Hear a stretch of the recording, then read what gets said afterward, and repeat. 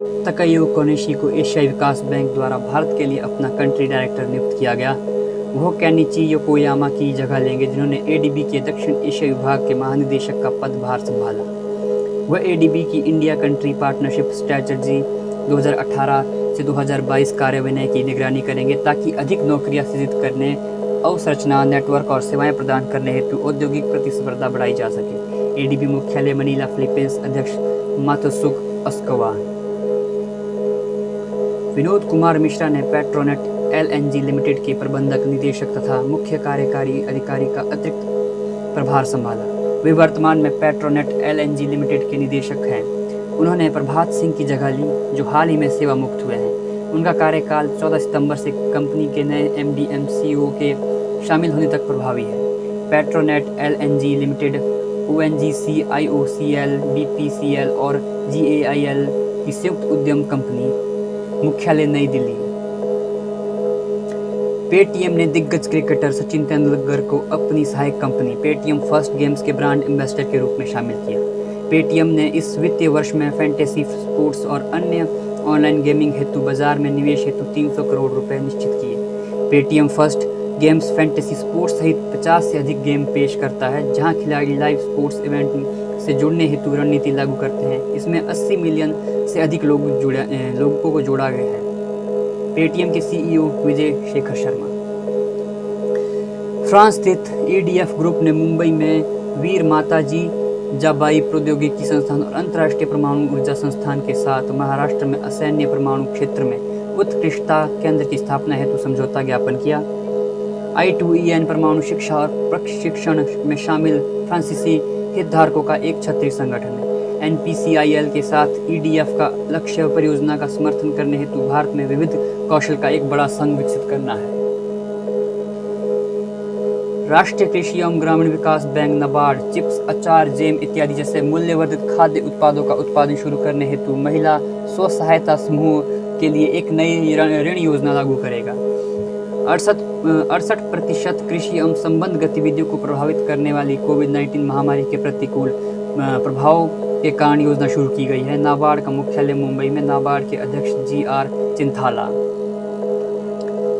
Amazon ने अपने Alexa voice assistant हेतु बॉलीवुड अभिनेता अमिताभ बच्चन को साइन किया है, जो उपयोगकर्ताओं को अमिताभ बच्चन की आवाज़ का अनुभव खरीदकर एलेक्सा पर अमिताभ बच्चन की आवाज़ सुनने में सक्षम बनाएगा।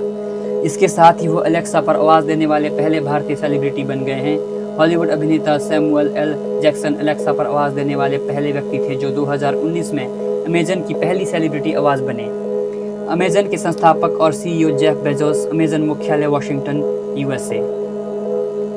VI पहले वोडाफोन आइडिया ने गीगा नेट नेटवर्क लॉन्च किया, जो एक एकीकृत 4G नेटवर्क है। इसके माध्यम से VI का उद्देश्य ग्राहकों की कमी को दूर करना और प्रतिस्पर्धी भारतीय एयरटेल एवं रिलायंस जियो से नए ग्राहकों को लुभाना है। नया नेटवर्क गीगा नेट तेज डाउनलोड और अपलोड स्पीड, कम विलंबता तथा वास्तविक समय कनेक्टिविटी प्रदान करेगा। यह भारी डेटा ट्रैफिक और समायोजित करने हेतु विशाल AI संचालित MA-MIMOS साइटों और यूनिवर्सल क्लाउड का उपयोग करेगा। VI के सीईओ रविंदर टक्कर। अंतर्राष्ट्रीय ओजोन परत संरक्षण दिवस या विश्व ओजोन दिवस ओजोन परत क्षय पर जागरूकता फैलाने और ओजोन परत संरक्षण हेतु निवारक समाधान खोजने के लिए प्रतिवर्ष 16 सितंबर को मनाया जाता है। यह दिवस 1987 में ओजोन परत को नष्ट करने वाले पदार्थों पर मॉन्ट्रियल प्रोटोकॉल पर हस्ताक्षर करने की तारीख की स्मृति में संयुक्त राष्ट्र महासभा द्वारा 1994 में अंगीकृत किया गया था। विषय ozone for life, 35 years of ozone layer protection. Bharat petroleum corporation limited के को 7वें CII environmental best practices award conference में confederation of Indian industrial environmental project award से सम्मानित किया गया। अनुसंधान और पेटेंट उत्पादक Bharat GSR cat gasoline sulphur reduction catalyst के स्वदेशी विकास हेतु मोस्ट इनोवेटिव इन्वायरमेंटल प्रोजेक्ट और the most useful environmental project award से सम्मानित किया गया। CII के MD और CEO उदय कोटक। IIM कोझिकोड स्थित स्टार्टअप ने वैली बैंड नामक एक अनूठी यूजर फ्रेंडली पहनने योग्य डिवाइस लॉन्च की है। इसे महिला उद्यमी किरणमयी द्वारा स्थापित एक स्टार्टअप क्वाल 5 इंडिया प्राइवेट लिमिटेड द्वारा विकसित किया गया है। इससे सामाजिक दूरी बनाए रखने में मदद मिलेगी। यह पास में बैंड पहने व्यक्ति के बारे में सूचित करने हेतु समय समय पर वाइब्रेट होता है और आवाज़ करता है और LED फ्लैश करता है। रिचार्जेबल बैटरी सहित यह सर्व दिशा सूचक और ब्लूटूथ निम्न ऊर्जा तकनीक का उपयोग करता है। भारतीय जनता पार्टी ने प्रधानमंत्री नरेंद्र मोदी के 70वें जन्मदिन के उपलक्ष्य में सेवा सप्ताह नामक एक साप्ताहिक अभियान शुरुआत की है। देश भर में पार्टी नेताओं और कार्यकर्ताओं द्वारा अनेक सामाजिक पहल चलाई जा रही है। पार्टी के राष्ट्रीय अध्यक्ष JP नड्डा ने उत्तर प्रदेश के गौतम बुद्ध नगर जिले के छपरौली गांव से इस अभियान की शुरुआत की है। अभियान 20 सितंबर को। टाइटन ने भारत की पहली कॉन्टैक्टलेस पेमेंट घड़ी टाइटन पे लॉन्च करने हेतु SBI के साथ समझौता किया। इसके माध्यम से SBI खाता धारक भुगतान हेतु कॉन्टैक्टलेस POS मशीनों पर अपनी टाइटन पे घड़ी टैप कर सकते हैं। योनो SBI द्वारा संचालित है। RBI के दिशा निर्देशों के अनुसार बिना पिन दर्ज किए 2000 रुपये तक का भुगतान किया जा सकता है। घड़ी के पट्टे में एक सुरक्षित प्रमाणित नियर फील्ड कम्युनिकेशन चिप लगाई गई है जो घड़ी में टैप एंड में पे सुविधा को सक्षम बनाएगी। भारत अमेरिका द्विपक्षीय रक्षा बैठक या 10वीं रक्षा प्रौद्योगिकी एवं व्यापार पहल समूह बैठक आशय पत्र पर हस्ताक्षर के साथ वर्चुअल आयोजित की गई है। इसकी सह अध्यक्षता भारत की रक्षा उत्पादन दल के सचिव राजकुमार और उनके अमेरिकी समक्ष एलन M लॉर्ड ने की। DTTI समूह बैठक वर्ष में 2 बार आयोजित होती है। उद्देश्य रक्षा उपकरणों के सह उत्पादन और विकास के अवसर सृजित करने हेतु द्विपक्षीय रक्षा व्यापार संबंधों के लिए नेतृत्व संकेंद्रित करना।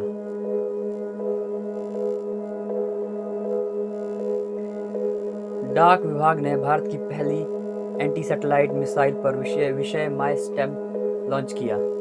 DRDO ने 2019 में APJ अब्दुल कलाम द्वीप ओडिशा से A-SAT मिसाइल टेस्ट मिशन शक्ति का सफल आयोजन किया, जिसमें लो अर्थ ऑर्बिट में चक्कर लगाते भारत के निर्धारित उपग्रह को हिट टू किल मोड में मार गिराया था। इसके माध्यम से भारत अमेरिका, रूस, चीन के बाद यह क्षमता हासिल करने वाला चौथा देश बन गया है। यह इंटरसेप्टर मिसाइल 2 ठोस रॉकेट बूस्टर वाली 3 चरण की मिसाइल थी। OECD ने जून में 7% के पहले के अनुमान की तुलना में वित्त वर्ष 2021 में भारतीय अर्थव्यवस्था में 10.2% तक संकुचित होने का अनुमान लगाया है। OECD के अनुमान के अनुसार वित्त वर्ष 2022 के लिए भारत की GDP 10.7% की वृद्धि का अनुमान है। OECD के अनुमानों के अनुसार 2020 में वैश्विक GDP 5% रहेगी, जो इसके पिछले अनुमान 6% से बेहतर है। वित्त वर्ष 2022 के लिए वैश्विक अर्थव्यवस्था 5% से बढ़ने का अनुमान है। OECD का मुख्यालय पेरिस, फ्रांस में। स्काईट्रैक्स ने रोम, इटली के फ्यूमिसिनो इंटरनेशनल एयरपोर्ट को कोविड-19 5 स्टार एयरपोर्ट रेटिंग दी है। FCO कोविड के प्रसार को कम करने हेतु स्वच्छता प्रक्रिया और अन्य निवारक उपाय अपनाने के लिए कोविड-19 5 स्टार रेटिंग प्रमाणित दुनिया का पहला हवाई अड्डा बन गया है। FCO इटली का व्यस्तम हवाई अड्डा है और इसे Leonardo da Vinci international airport के नाम से भी प्रसिद्धि है। रेटिंग कार्यविधि दक्षता जांच, दृश्य विश्लेषण और ATP टेस्ट पर आधारित थी। रोगी सुरक्षा के लिए वैश्विक जागरूकता फैलाने और लोगों को स्वास्थ्य सेवा को सुरक्षित बनाने हेतु प्रेरित करने के लिए 17 सितंबर को विश्व रोगी सुरक्षा दिवस मनाया जाता है।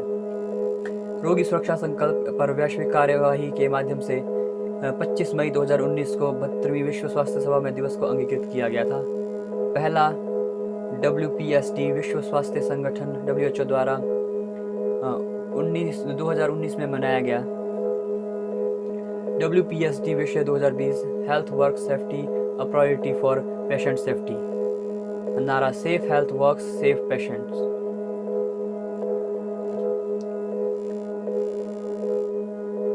भारत DCOCJA के पर्यवेक्षक राष्ट्र के तौर पर शामिल हुआ है। DCOCJA 2009 में समुद्री मामलों के समूह के रूप में स्थापित, जिसमें लाल सागर, अदन की खाड़ी, पूर्वी अफ्रीका तट के निकटवर्ती और हिंद महासागर के क्षेत्र में द्वीप देशों समेत 18 सदस्य देश हैं। DCOC का उद्देश्य पश्चिमी हिंद महासागर क्षेत्र, अदन की खाड़ी और लाल सागर में जहाज़ों के खिलाफ समुद्री डकैती और सशस्त्र डकैती पर रोक लगाना है। जापान, नॉर्वे, UK और अमेरिका भी DCOCJA के पर्यवेक्षक राष्ट्र हैं। शिक्षा मंत्री रमेश पोखरियाल ने एआईसीटीई स्वीकृत संस्थानों के 12 संकाय सदस्यों को पहला AICTE Visvesvaraya best teacher award 2020 प्रदान किया। राष्ट्रीय स्तर पर डिग्री और डिप्लोमा संस्थानों हेतु पहली बार असाधारण शिक्षकों की पहचान करने और उच्च तकनीकी शिक्षा के क्षेत्र में उनकी उत्कृष्टता, सर्वोत्तम कार्यप्रणाली और नवाचार को सम्मानित करने के लिए पुरस्कार प्रदान किए गए। यह प्रतिवर्ष अभियंता दिवस पर दिए जाएंगे।